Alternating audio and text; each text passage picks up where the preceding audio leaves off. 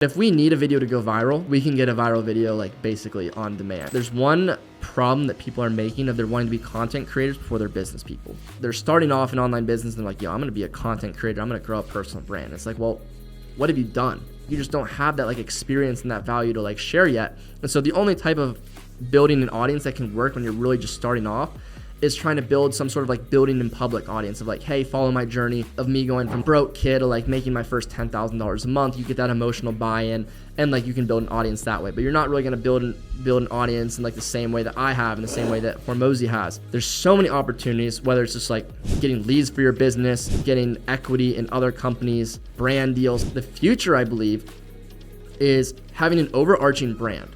So like kind of like Hormozy, like with acquisition.com. And I don't know if he's going to do this or not, but like I feel like this would be a smart play for him. All right, Alex, thanks for coming on the podcast, man. Appreciate you just being on here today. Yeah, thank you. This is a sweet setup. I love it. Yeah, you're nearby, right? You're in Brickell. Yeah. How long have you been there? It'll be it's actually 2 years at the end of this month. Okay, so we probably moved here at the same time. Yeah. So what was your big thing moving here from like Columbus, Ohio, which is a big change? Yeah, so it was actually funny. So I dropped out of college in April 2021, obviously went home and I was living with my parents in the summer.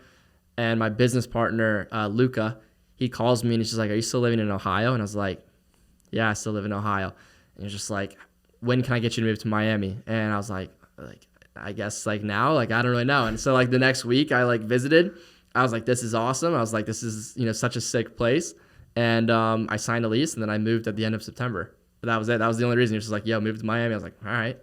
I feel like, especially like early 20s, you kind of just have to just pull the trigger on stuff and not really think twice about it. Like that's how I ended up moving to Miami, because during early 2021, my friends were like, let's just go to Miami for a weekend. Yeah. Next thing you know, I'm here for 4 months straight and you kind of get sucked in. I figure you just got to say yes. Yeah. So no, I mean, I totally agree. It was one of those things where I was like, I just think I need to get out of like where I'm from. I do think staying in your hometown, even if you end up going back or you're like, maybe that move wasn't for me, I think you at least need to try it and kind of get out of your comfort zone a little bit. And it led me to meeting so many new different people, not even just like business people, but I've met a lot of cool people that are like NBA referees and things of that nature. So I've just met so many cool people living here and I've gotten to experience so many things that otherwise I would have never gotten to experience.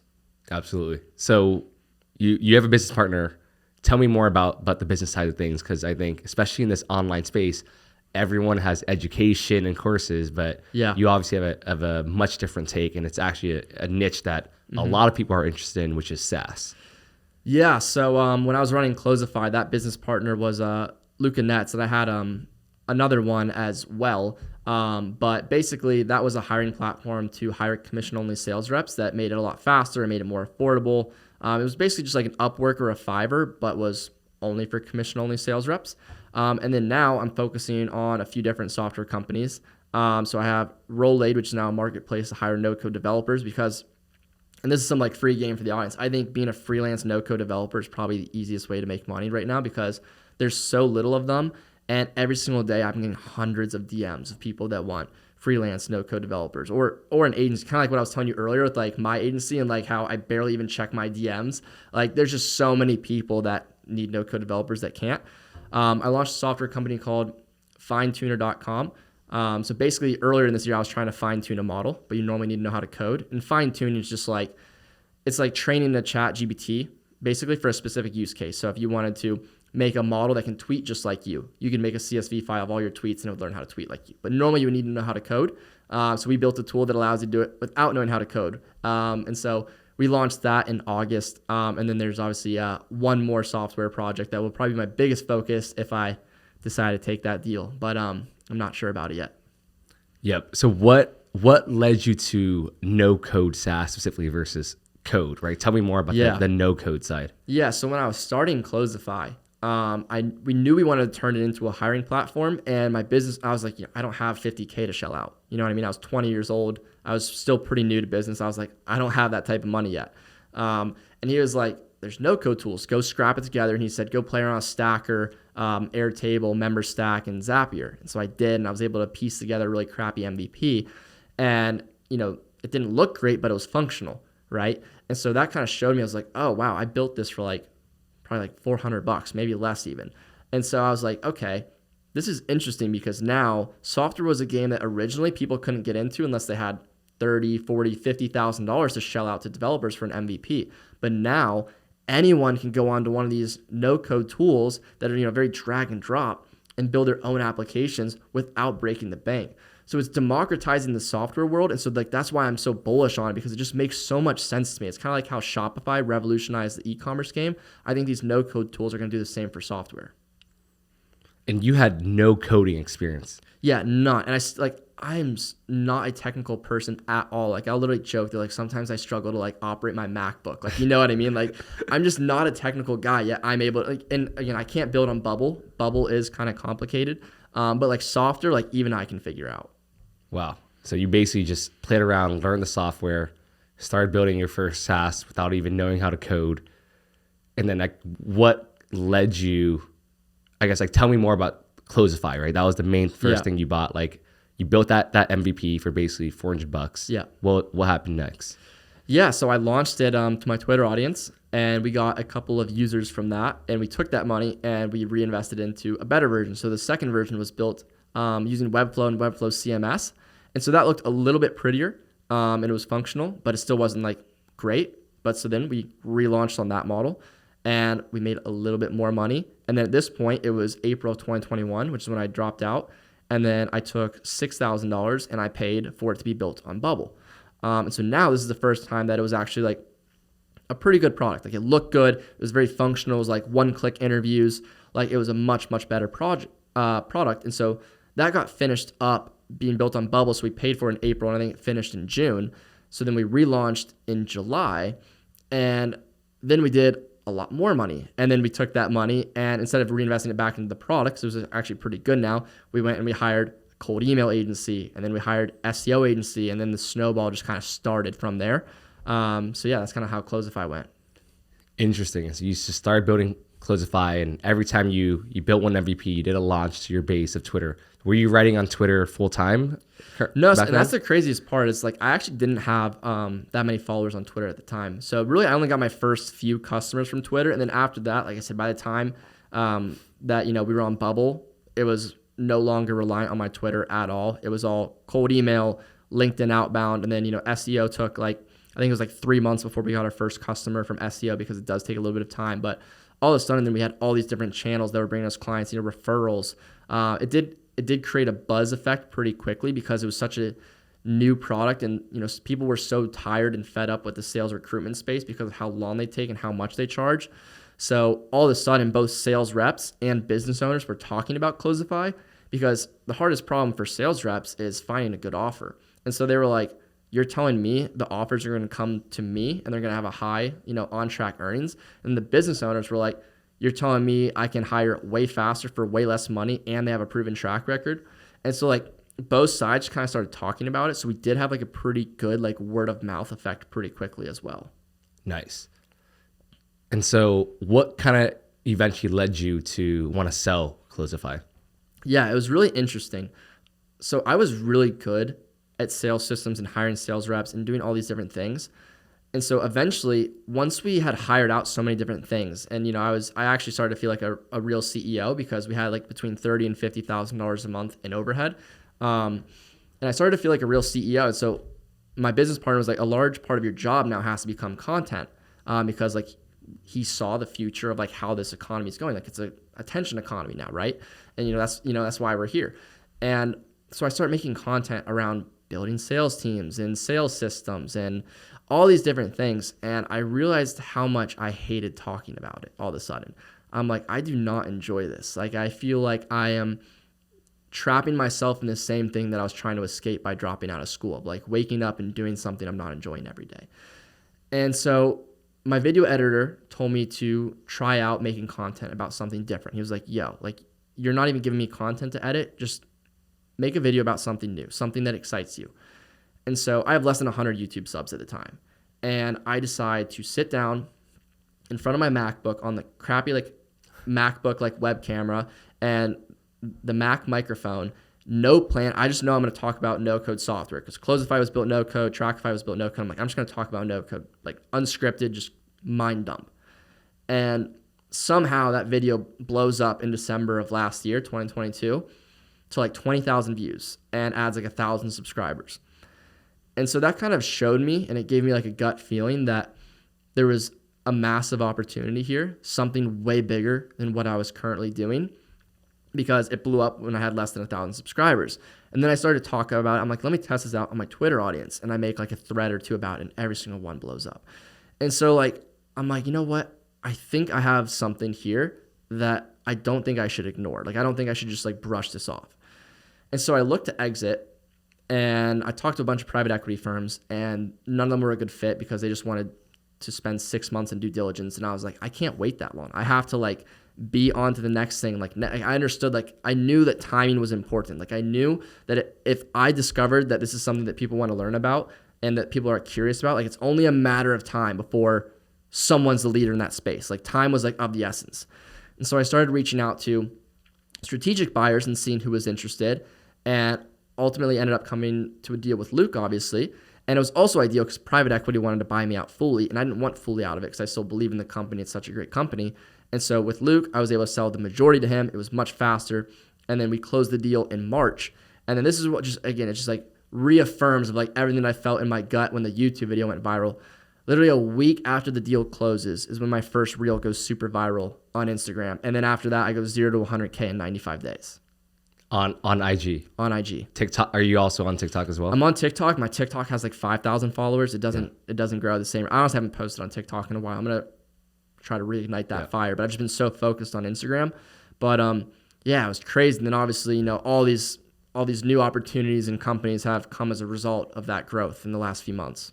That's crazy. And so I guess this is the perfect segue into content, right? Like what you sold Closify. Yeah. What were you doing now on the short form side? Were you also making long form? Were you kind of just doing, you know, one piece of content a day in short form? What was that process like? Yeah, so I post 2 times a day short form content, and I have not been posting once a week on YouTube long form. I'm about to. It's actually a lot harder than I thought to post once a week on YouTube, but a lot of it has been the reason behind not posting once a week has been, again, kind of not knowing about some of these like unknown variables of like, am I doing this deal? Am I not doing this deal? So stuff like that. But I'm about to be posting once a week on YouTube. It's actually very important. Like I think I posted 4 times in a row at one point, and I think that was obviously makes sense. That was my fastest growth month on YouTube. But yeah, so I do 2 times a day on short form, and then I'm gonna get to 1 time a week on long form. Nice. And tell me about kind of your short form strategy on making content. Yeah, so I'll give away the alpha here of I didn't understand why my videos went viral at first, and then as I started to grow and go viral, I was like, you know what? Why? I actually didn't know. I was like, why am I like going viral so often? And I realized I was able to break it down into what I believe is a pretty good formula. And I think it's a good analysis is like neither of us are like Tate, right? Like we're not bringing people to a new platform like he is to Rumble. And so what that means is the audience that I want and the audience that you want is someone else's audience right now. Like someone else has the eyeballs that you want right now. And so in a sense, you have to steal people's audiences. And so they don't know who you are. And so in order for them to know who we are, we have to either say something or someone that they do know. And so this is why name dropping videos do so well is if you name drop a name that they know, someone that's trending, you know, they're going to pay attention. And then the big part about it is if you want to actually get followers, you have to convert a belief that they previously had. So my most viral video is when I say Iman Ghazi shut down his agency to go all in on SaaS. And then I say Jordan Welch is telling you to do e-com, but he's doing SaaS. And then Sam Ovens shut down consulting.com to go all in on SaaS. All true, by the way. Yep. So one, it was slightly conscious. So first off, I said Iman. Everyone knows who Iman is. Everyone pays attention from the get-go. I hooked them in. And then by saying he shut down his agency to go all in on SaaS, it's slightly controversial. Not in like a, listen, I don't believe, like you're going to tarnish your brand if you like just like try to like go viral by bashing people. Like I'm not bashing Iman when I say this. Like I have great respect for Iman. I'm a student of Iman's like But it was controversial because people were like, oh no, he shut down his agency for this reason, or he's not going all in on SaaS, he's going all in on this. Like, it just creates a little bit of controversy, which gets people fighting on both sides in the comments. And then I explain why they're going all in on software after that, after saying 3 people that they know, the fact that, again, software builds the most enterprise value. Like, if Iman wants to get to, 100 million to $1 billion status, it's true. He's not going to get there by running an agency. He's not going to, maybe Iman could get there with info products just because of like how big his brand is and how much volume he actually does. But most people will never get to $100 million with info. They'll need a liquidation event of some sort. They'll have to sell some sort of company, and software companies sell for the highest multiples. And so I explained that. And then the people that stayed till the end and they realized all that, their like belief was like converted of like, you know what, maybe I shouldn't do an agency. Maybe I shouldn't do e-com because these guys really are doing software. And so their belief changed. And because I was the person that changed their belief, they were like, I'm going to follow this guy because I want to see what else he has to say. Smart. And that's a great way to break it down. So, yeah. You know who actually, now that I think about it, and you just gave that formula, I don't know if you know who Toozer is. Yeah. Yeah, but he's crushing it. He's crushing it. He's crushing it. Shout out Toozer. But he's doing the same thing where he's like, this is the hook, which is like this. You don't know about this brand that's doing $30 million a year. Yep. So yeah, he's bringing awareness to something new. And his content, I mean, his content is amazing. Yeah. He's one of the people that is really crushing it as well. That we swap notes every now and again. Nice. And so, what's like your process to come up with all of these ideas? Because you need to be. Yeah. It's not content's a nonstop game. So. It's actually crazy because I'm not like sitting down and like writing out videos like every morning. It's like I plan a shoot with my video team, and then I kind of just sit down and I'm like, what do I want to talk about? Or like, what did I learn? Because the thing is, I'm still like, Alex Hormozi said, he's like, people ask me how I get my content ideas, and he's like, it's easy when you're doing the thing. I kind of have the same belief of like, I'm still running like multiple companies every single week. So every single week I'm finding things that work. Every single week I'm messing things up and like having, little failures that I can teach people about.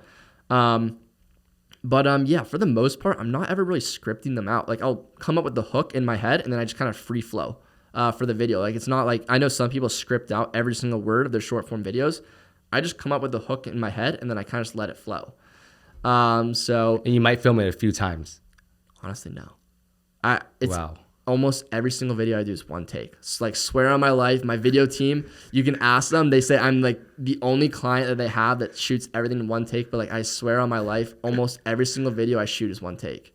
That's crazy. So you'll sit down once a week, film enough short form content where you can post twice a day, and then do it same thing every single week. Yeah. That's crazy. And so how long is that taking you to get a week's worth of short form content? Like 45 minutes. Wow. Yeah. Including coming up with the ideas and scripting. Yeah. In like 45 minutes, I'll probably shoot 20 to 30 videos. That's insane. Yeah. And so of that, how many would you say go viral?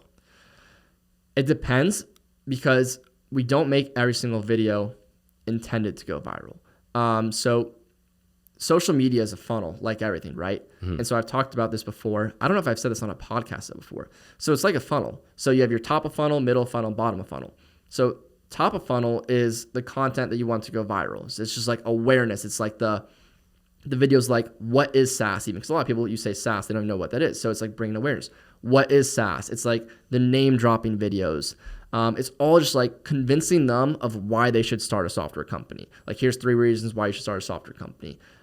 Convincing them, don't do agency, don't do sales, don't do e-com, do SaaS. Convincing them how.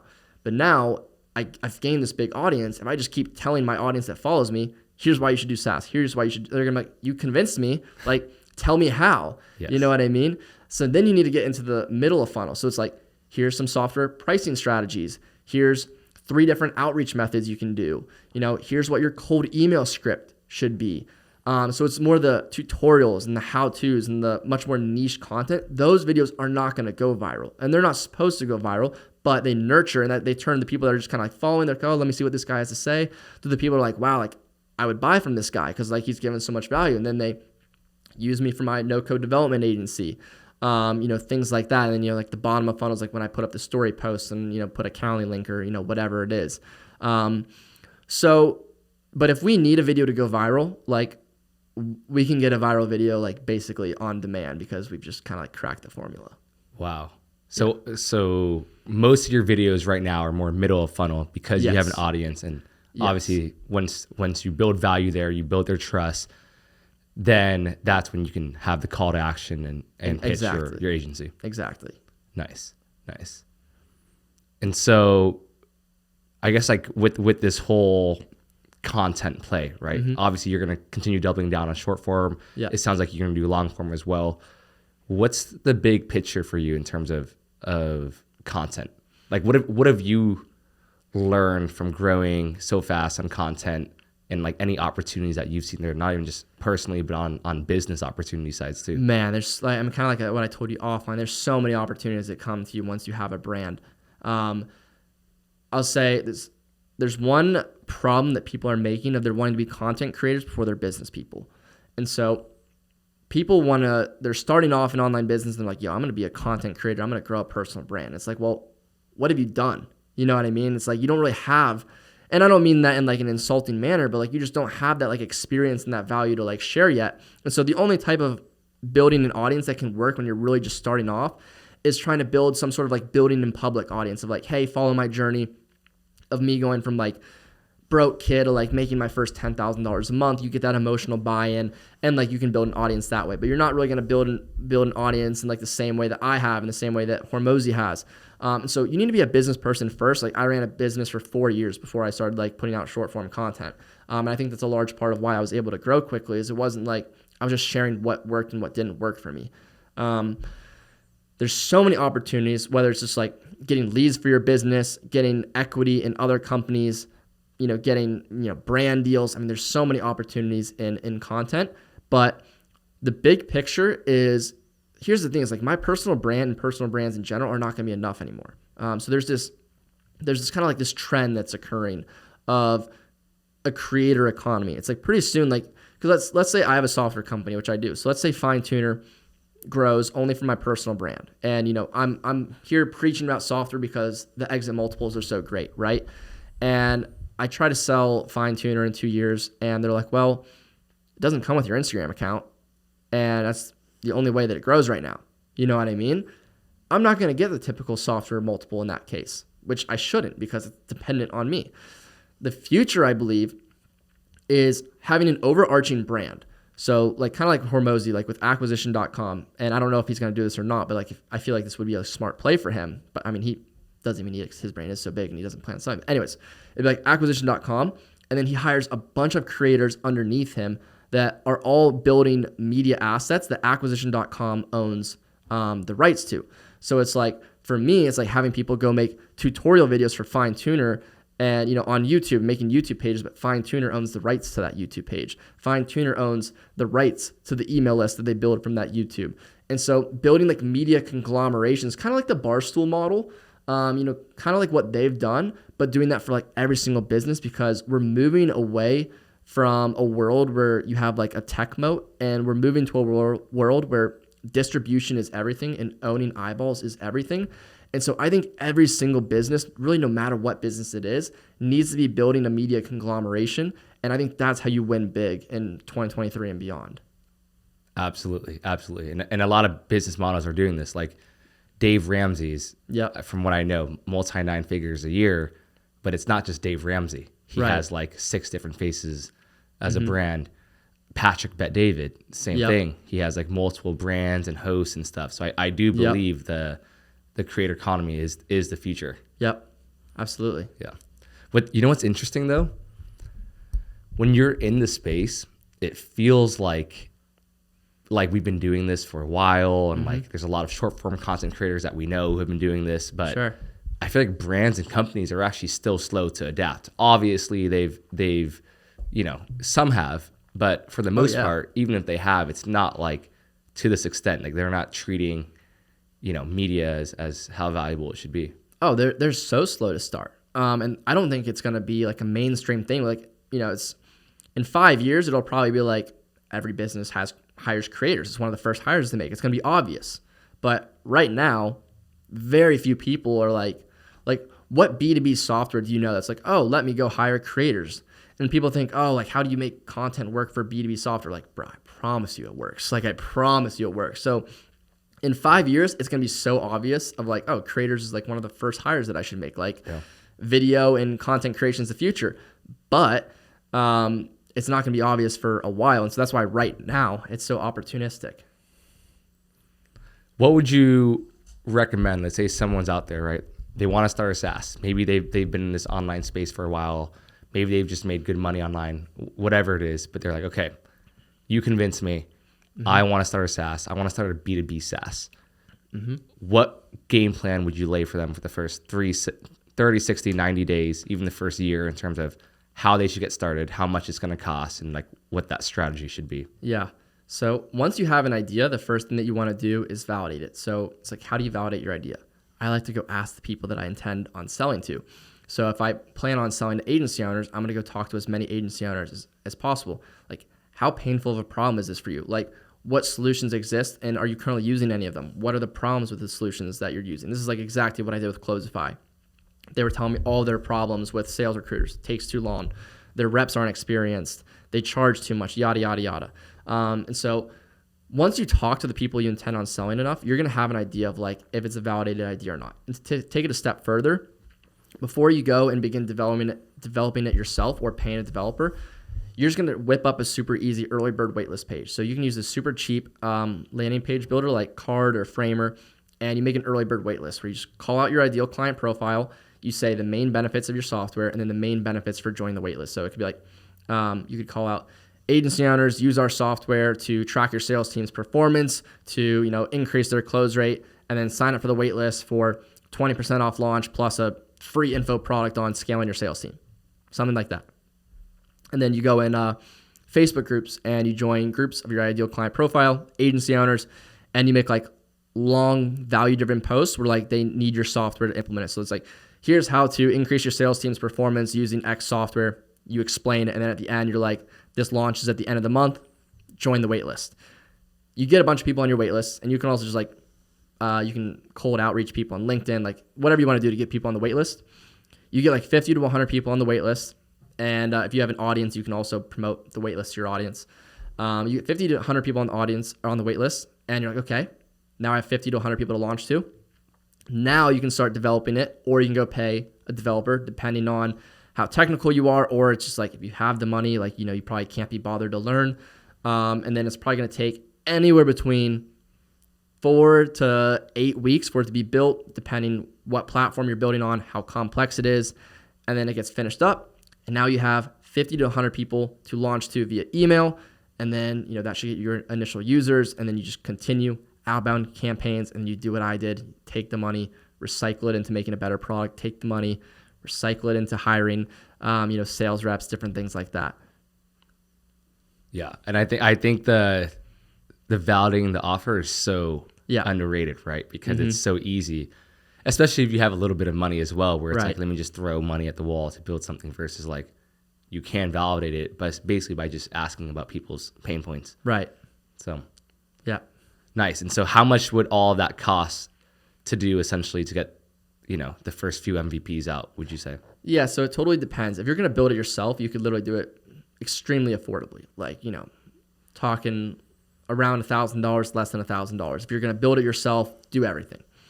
If you want to start off on like, the best builder, Bubble, and you want to pay a Bubble developer, you're probably going to pay anywhere from like $6,000 to like $15,000, depending how complex of an idea it is, and making sure that you stay away from cheap developers. Like, you could probably find developers to do it for less, but cheap developers can be a very costly mistake, so I just stay away from them. Probably $6,000 to $15,000 if you want to start on Bubble, and then you're never really going to have to move off of Bubble, which is the cool thing. Wow. And where do you find these developers? Yeah, so finding developers can be tricky. I have my lead developer. He was actually referred to me by someone else, but now I have Rollade, which is a marketplace to hire no-code developers. But besides that, I mean, there's still like your traditional ways of doing it. There's Facebook groups. Bubble has a little marketplace where you can hire their top agencies and freelancers. I think there's freelancers too. But going back to what I was saying earlier, it is tricky to hire good bubble developers right now. And that's why I said I think it's one of the best opportunities. If you were like, yo, I want to be a freelancer and just make 5 to 10K a month, no code developer. Biggest opportunity right now, like I promise. Yeah, see, I think SaaS, the traditional thought of SaaS, like, oh, you need multi 6 figures to start a SaaS company. You need to raise funding. You need to do all these things. But it sounds like this method for someone who wants to be cost effective and honestly just to like prove out proof of concept, right? You could always go down the more expensive path later. But I think what it sounds like is this can just get that proof of concept to test. Yeah. Right. So. Yeah, I mean, it's democratizing software. It's making it faster. It's making it more affordable. And you hit the nail on the head there with like, if you did have to go to native code for any reason down the road, like you can literally download the code and then switch easily. Like it's not like this big thing that's gonna like be a huge problem. And then the other thing is, let's say, you know, whatever, some people are just so anti no code for whatever reason. So let's say they start on native code and we start on no code, and we're able to get to market in 4 to 6 weeks, and they get to market in 6 months with their MVP. So it's like we're done in 30 days and we can start getting users, and then we can get feedback, and then we can iterate, and then we can get feedback, and then we can iterate all the way up until the 6-month mark when they're just launching their MVP. Like we're going to be so far ahead of them because we've already gotten so much feedback and made so many changes that they don't know the feedback that we got. And so we have a huge advantage over them because we're just able to move so much faster and iterate so much faster that they're now just getting their MVP out. And so that's one of the biggest advantages to no code as well. Interesting. What about if you don't have any coding, like project management experience, right? Like for the person out there who wants to build their first SaaS, what are some initial roadblocks or common mistakes you've seen? Sure. So it's tricky, right? 'Cause I'm not a technical guy either. So it's like, it's hard for me to know, like, you know, who's a good bubble developer? Like, how do I vet them? Because even if something looks good, they can build it on the back end in a way that's like clunky, and then makes it hard to build on top of later on if you were to ever switch developers or, you know, whatever the case may be. And so I do think it can be really helpful to have a technical co-founder. Now, I don't think it's a good idea for it to be like a 50-50 split. I don't think 50-50 ever works out. But if you can have a really technical co-founder that's able to like really be like the head of product, I think that can be a very good thing, especially for first-time founders. But besides that, I would just try to like learn the very, very basics. But it is tricky as a first-time founder with no technical experience. You're like, how do I even know if they're doing a good job or not? Like, how do you even know if the price that they're telling you is reasonable or not? So that's where it's helpful to be able to like, you know, consult with someone that's a little bit more experienced, you know, even if it's just like booking a consulting call with someone in the space and be like, hey, can you look over this agreement with me and tell me if this makes sense? Because the last thing that you want to do is get burned by a really crappy developer. 100%. And then I guess like, what about when stuff starts building, right? Like how do you have any recommendations on iteration, questions to ask, MVPs, how often someone should be talking to their clients at each step to really get that product market especially fit? As the founder, you want to be so close to your customers. Like you want to be interviewing them, hopping on Zoom with them. You want to have every single time someone churns, so they cancel their subscription, you want to have an automated survey get sent out, like asking them literally, why did you churn? Like, was it pricing? Was it a feature that, you know, we didn't have that you wanted? Getting all that feedback so that way you can then iterate it, because basically what happens with software is there's a constant feedback loop of you get, you know, feedback from your users, you pass it along to your developer, you iterate the feedback, and then that's like your new like unique selling point to like market back to new users. You get new users, they give you feedback, you iterate, you change it, a new unique selling point. Like it's kind of just like, it's a non-stop loop that goes on forever. So it's really important for you as the founder though, especially for like the first like, you know, couple iterations in the first probably like 6 months of business, to be really close and talking to your customers. And then after that, you know, making sure that you have like the exit surveys in place and, you know, really good customer support team. You know, we actually have a 24/7 like customer support call center. So having something like that allows you to, you know, really be in touch with what your customers are, you know, thinking about your product. Yeah, absolutely. Man, you're dropping nuggets for anyone who wants to build SaaS right now. That's the goal. Exactly. So on top of your agency SaaS, making content, I know you also have a newsletter. So tell me more about that. Like, when did you start that? Was that the same time as your short form, and how often are you posting, and what are you writing about there? Yeah, so I started that as like my first reel was going viral because I was like, I don't want to waste this traffic, right? I send almost daily, not quite every single day, probably 4 to 5 times a week if I had to guess. And it's mainly SaaS related content. It's normally like I'll send something that is just working for me, like that I learned this week, like, hey, here's what's working like live, like right now. Like maybe I put out a video like 3 months ago and maybe it's outdated now. So it's like, here's the most up-to-date things that are working like every single day in my business that I'll share. But then every now and again, I'll just completely say what's on my mind. Like I might share a story. I might, share something that's supposed to be like a little bit inspirational, because I know sometimes people just need a little bit of a nudge to, start making the change that will put them in the right direction for what they actually want. And so I think it's a little bit more of an intimate way to interact with my audience. And I really enjoy writing. Like I think if I wasn't doing what I was doing, and like content is copywriting, right? You're just then saying it. But it's like, if I wasn't doing what I was doing now, I'd probably be a copywriter because I just love to write so much. So yeah, I send 4 or 5 times a day there. And it's still business. Like I still have my own selfish business interest with it. I still use it to promote some of my different companies. But ultimately, it's just like my favorite one because I just love to I wake up every single morning, I get my coffee, and the first thing I do is if I'm writing an email that day is I'll write that email.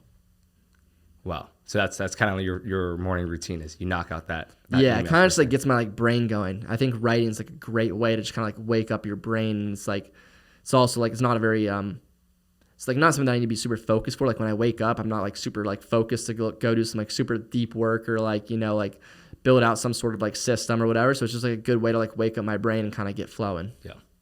Nice. And how has that traffic been? Because I think the tough thing is being able to get traffic from one audience to another. So how have you been able to do that? Yeah, it converts pretty well. I have about 1/5 of my audience on my newsletter. So I feel like 20% converting that's good. Pretty good. That's very good. Yeah. So nice. Yeah, I think it's converted pretty well. And it's just another touch point with them. So I think it's important to have multiple touch points with them. Exactly. I think that's when they can get to know you on a deeper level as well. Right. So, and you don't really do you have a framework for how you write as well? I think for you, you're kind of you're more go with the flow. Yeah. I'm very go with the flow. So I use it like a template where it's I have a section that's things worth checking out. And then it's my companies, and it's ways I can help you. And it's my companies. And then it's that's the only templated part. It's the same every day. But then just it says no code, tips and tricks for the day. And then underneath that is where I just mind dump whatever's on my mind that day. Absolutely. You know what's actually a good business idea for you? What's that?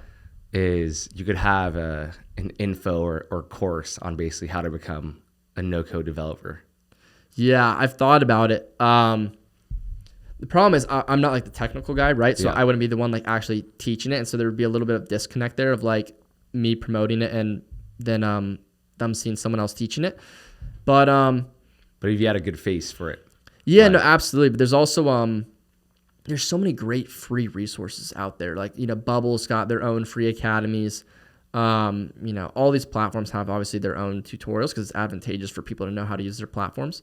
Yeah, I mean, it's definitely a good idea. Yeah. The one thing I'll challenge you there is there's so much free resource nowadays. No, absolutely. On so much stuff that people just want to buy. Absolutely. And here's the thing. I think it's kind of like everything now. It's the information it's fine to be free, but what's more valuable is if they can actually get placement. And so it's I have so many overflow of opportunities that I could kind of just pass them off. Because there's so many deals, even that our dev agency is a 10K minimum. And it's only because we have so much volume that it's a $5,000 deal. It sounds bad, but it's literally not worth our time because, I'll make maybe $2,000 on a $5,000 deal, and it takes up my dev's capacity. And so we don't even take those. So I just send those deals to Rolly.io, which is that marketplace that I bought. Interesting. But yeah, I mean, then that allows you to basically make a lot of money because if you have your own, let's say, and a lot of people or the big multi-figure people in the online info space, they kind of have that, which is they'll have a product on training closers and setters, right? And then they'll have the B2B side, right? And then feed it. Yeah. So you could do that, and that could make you a lot of money. So yeah. No, it's interesting. Probably the hardest part about having the audience. There's so many things like that though. Like there's like so many things that I'm like, wow, like this can make a lot of money. This can make a lot of money. This can make a lot of money. And so it's like literally knowing like because I'm a big believer in like practicing what I preach. And like what I preach is like play the long game and like focus on things that build enterprise value. And I believe in that very firmly. Like my cash flow is like good for my dev agency. Dev agency doesn't build much enterprise value, probably none, because again, it's tied to me personally. And so I'm kind of like, which play is the one that I can focus on for the next 3-4 years and, sell for multi-8, if not 9 figures and be like my big play. So that's kind of like where my head is at. Because I have so many different things that, like you said, is like, it would make a lot of money. I have a lot of things like that. I'm like, which one is like the smartest to focus on?